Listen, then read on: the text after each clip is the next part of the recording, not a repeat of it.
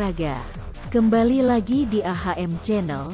Sebelum melanjutkan menonton video ini, mohon dibantu subscribe, like, komen, dan share-nya untuk mendapatkan video-video terbaru selanjutnya. Terima kasih, semoga Tuhan senantiasa membalas kebaikannya.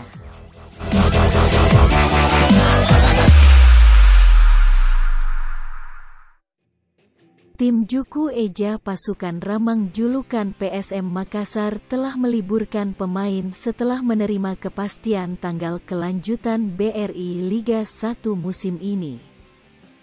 Manajemen PSM Makassar meliburkan pemain mulai tanggal 14 Oktober sampai tanggal 1 November tahun 2022 mendatang. Selama libur, pemain akan terus dipantau oleh pelatih secara daring. Nantinya tim akan kembali latihan pada tanggal 2 November mendatang. Semua pemain diberi program latihan di rumah masing-masing dan dipantau tim pelatih. Pemain dan pelatih kemungkinan besar akan memanfaatkan libur tersebut dengan pulang ke daerah masing-masing. Pelatih akan tetap melakukan koordinasi dengan manajemen PSM Makassar untuk membahas pemain baru yang akan didatangkan pada bursa transfer mendatang. CEO PSM Makassar, Sadikin Aksa akan memanfaatkan libur latihan untuk melakukan komunikasi dengan pelatih terkait dengan pemain yang akan didatangkan.